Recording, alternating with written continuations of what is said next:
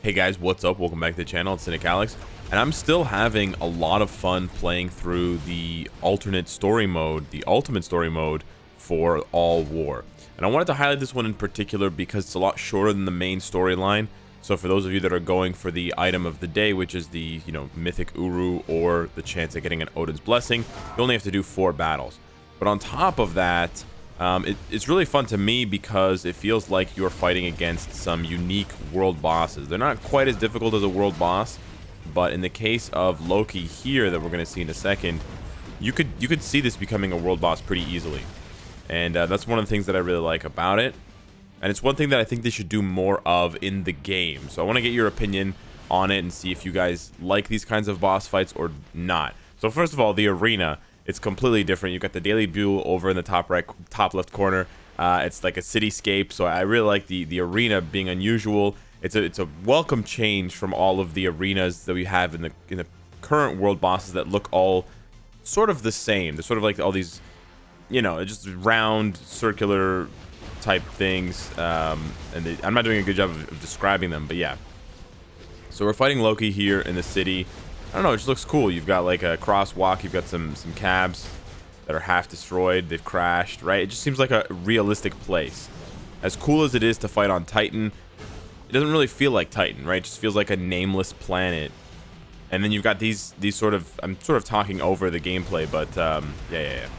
We're talking over the gameplay here, but I like this stuff here too, where you have to dodge incoming attacks and you have all these patterns, and this is very Loki themed, right? He summons a bunch of clones, so you don't know where he is, right? He tries to deceive you. They did a really good job with this, right?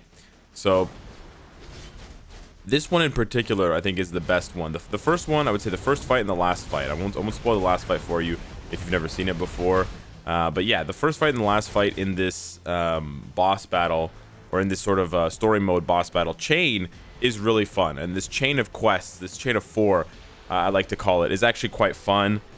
And I don't know, I just really like it. Even though you usually end up getting a mythic Uru and not getting an Odin's Blessing, it really is a blast for me. And if not, you're still getting your 4-star uniform XP chip, and you can get, this stuff here. So like, for example, even if this hadn't been a fragment, if this had been one level 4 XP chip, that's worth 900 XP.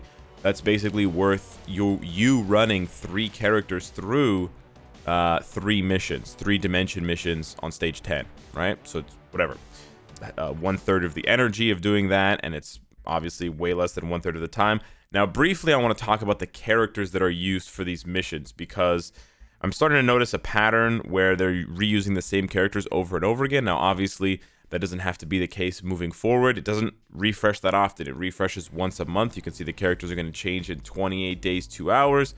But we've seen Professor X used a lot last month and this month. We've seen Scarlet Witch used a lot this month, and she'll be used a lot again next month. Scarlet Witch again. And then we've also seen a lot of Jean Grey and Thor. Jean Grey and Thor are there. No, there's no Thor there. But then we have Jean Grey again here on the last one with Cyclops and Shadow Shell. Another thing that you notice, for better or for worse, is that they're using the Warriors of the Sky a lot. Now, you could argue that they're using the Warriors of the Sky because they have elemental damage, right? She's got poison damage. Sunbird has fire damage. Maybe.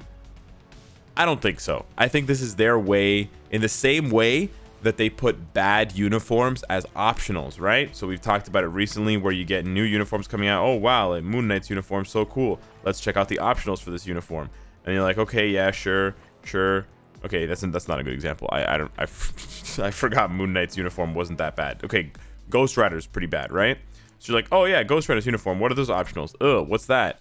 Ugh, what's that? Right? And you're like, I don't want to buy these uniforms, right? Well, yeah, you have to buy these uniforms. Emma Frost, Phoenix 5, Crescent, Lifestyles. It's these kinds of uniforms that it seems like they're trying to sell through optionals and putting them on as many optionals lately as possible. And I feel like it's the same way with this. They want to sell you on transcending Sunbird, on transcending Shadow Shell, so that you can guarantee yourself the fragments. This game mode as well, I want to highlight this game mode in general because it has the opportunity to really become even better. It's already really good in my opinion, but it has the opportunity to become even better because they've put some pretty premium items in these fragment collection events, right? That you do, like these daily fragment collectings that you do. Okay, non-elemental damage, I get it. So you can get the type enhancement tickets, right? Think about that. They're giving away type enhancement tickets, right? I mean, it's not a mega rank up ticket, it's not a mega tier 2 ticket, but they're giving away type enhancement tickets, which is pretty big, right? And then here they're giving you a chance. Again, it's a chance. I know it's RNG. It's Marvel Future Fight, right? It's NETMARBLE, but they are giving you a chance to get an Odin's Blessing, right? And we still have at least 2 more chapters to go. We have the chapter 10 Agents of Shield thing, and then we have the chapter 13. I really like this fight as well. It's a little bit more opaque, like why he does the things that he does. Ymir. Like, sometimes he just takes 0 damage, and I'm not sure exactly what buff. Like, I know what the buff looks like on the bar. It's a yellow icon with an arm flexing. It's the same buff that Ebony has at the beginning of his world boss fight. But I don't know how he gets that buff, and then I'm not exactly sure how to take the buff away. It seems like it's time-based, even though he does erect these 4 pillars. Erect. But I'm not exactly sure. But anywho, we still have 2 more stories to go. We have the chapter 10 and the chapter 13 right here, right? The True Shield. In preparation, please wait. Remember how long Danger Room Extreme was in preparation for? But yeah, we still have 2 more. And considering that they're going to do the same thing, they're going to release a campaign mode and an alternate mode. And the campaign mode is going to have like whatever. The first clear rewards are really good, right? And then the ultimate mode. And I've talked about this already, but I'll mention it again here. This fragment system is really good for other items, right? A fragment system where you can get a 6-star obelisk or a CTP. A fragment system where you can get a 6-star card or a premium card, right? Or maybe, you know, I don't know, maybe they have to downgrade it. They don't have to downgrade it, right? But they just have to increase the number of fragments. So 4 would be too little, right? And you'd have to have too few tier 3s. So maybe they would have to upgrade that to 9 or something like that. But I also really like, as annoying as this fight can be, this stage, I really like it. On the one hand, because of the location, it reminds me of Diablo 2 when you go to Hell. And it's just dope, right? Seeing you in Muspelheim. Well, you are in Hell, technically. But anyways, the Norse version of Hell. So on the one hand, there's that. So it reminds me of my childhood growing up playing Diablo. On the other hand, it's a fun little exercise, like, you know, whatever you want to call it, challenge, because of this shit that he, you know, this little hoopty that he throws at you, and you basically, if you get hit by it, you get a 2 or 3 second fear effect, and you basically have to teleport him to the back. And the fear effect you'll see here, it's going to oh, never mind, it penetrates your immunity, so as long as you touch it at all, you are going to get hit by it. And that locks up your character for a few seconds, and it also allows these like hordes of enemies to surround you and start guard breaking you and hitting you. So that you can actually die. You know, I die about once a week, maybe twice a week on this stage, just through sheer stupidity. So, you know, although this may seem easy right now because I'm cheesing it with Scarlet Witch by mind controlling all of the bosses, we're lucky that we got Scarlet Witch this week because she can mind control, or this month. Last month there was no Scarlet Witch. It was Thor, it was Namor, Thanos, and Luna. You can't do that, and Luna's so weak defensively that if she gets caught and hit, she gets stun locked and she dies.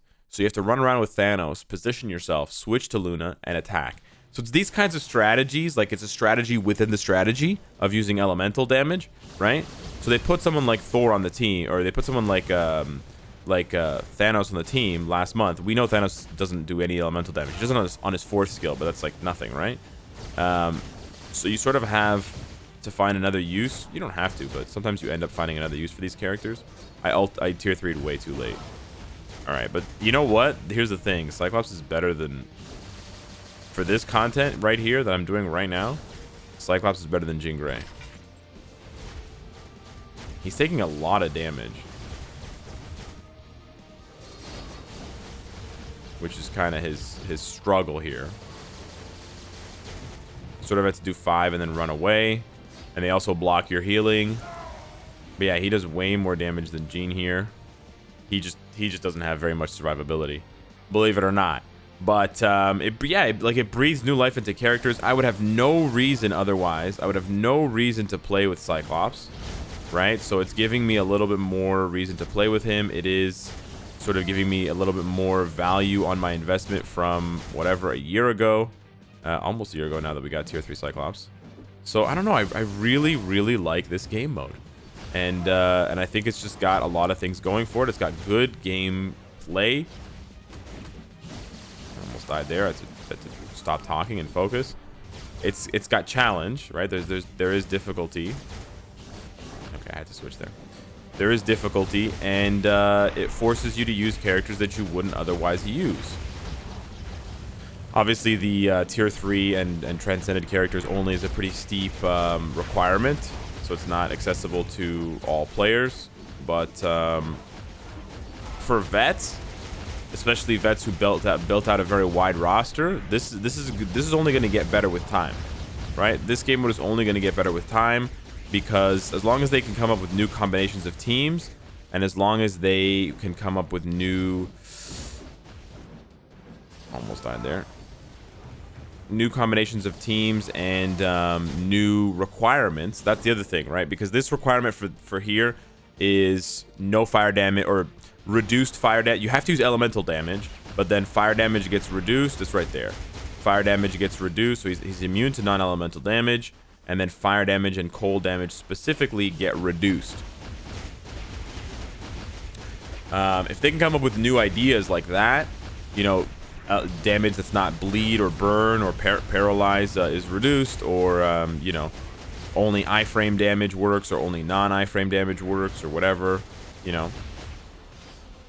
Or you have to have the spider sense ability, or you have to have you know, the weapon master proficiency. You know, maybe the Agents of Shield one, you're gonna have to use ones that have the Agents of Shield ability, right?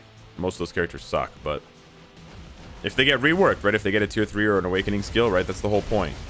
You don't just want, I mean, it's nice to have characters get reworked, but he's completely immune. No, he's not. There we go. It's nice to get characters reworked, but you also want somewhere to use these characters, right? Look at that damage. Beautiful. Look at that Cyclops damage. Actually means that we can finish this fight in under 5 minutes. The only complaint I have thus far is the characters that they've put for Majestic Threat are bad in the last 2 months.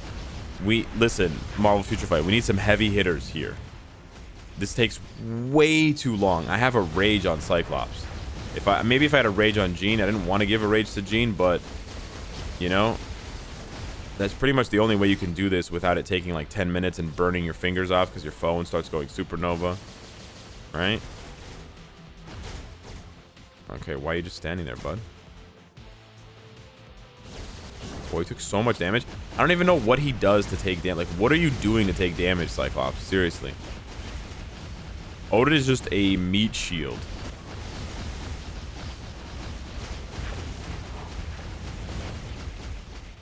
Alright, let's go, Cyclops. Attaboy. See how much damage he does? He just has no survivability. None.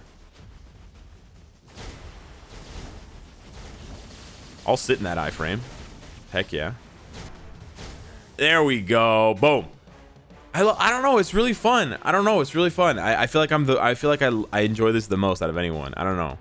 It feels weird, but it's fun. It's challenging. If I make mistakes, I will die, and it rewards you for building out your whole roster. Now, the reward's not always the spiciest thing ever. It's like physical defense Uru or whatever. Energy attack, a mythic energy attack Uru.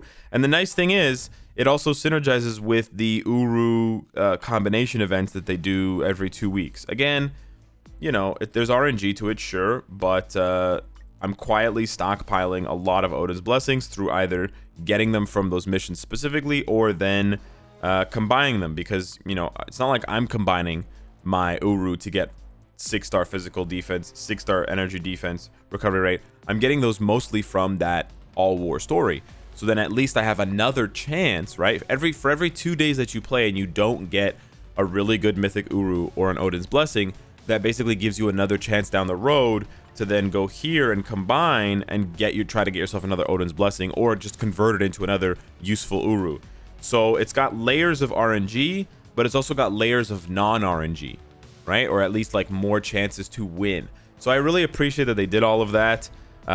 They just need to get on with the next one. I want to see what the next one brings. Like, I want to see these now, soon. And they better do other fragment rewards that are good, like CTPs and premium cards. I haven't spoken about ISO because I think they're going to do ISO 8 next. I hate it. We don't need more ISO. Maybe, I don't know, maybe some people do need more ISO, but yeah, hopefully they do premium cards and CTPs, because that would be amazing to go along with Odin's Blessings. Odin's Blessings are premium, so I don't see why they wouldn't do that. But yeah, maybe they won't. Hit me up in the comments down below. Let me know what you think. Tier 3 Daisy Johnson, Tier 3 Daisy, and the True Shield story mode coming soon, or you know, Tier 3 Blue Marvel or an Anti-Man, right? Dueling Tier 3s, and the ultimate storyline with premium card acquisition, or chance to get premium cards when you complete the mission. Who knows? Or maybe like premium bios for characters like Dormammu, Odin, Adam Warlock, Mystique, those characters that are in the crystal shop. There's some good possibilities here. They just have to not be greedy. It's crazy. It's crazy how hyped the community can get if you're just not greedy, Netmarble. All right, anywho, I'll stop blabbing. Thanks so much for watching. Let me know what you think, and I'll see you in the next one. Take care.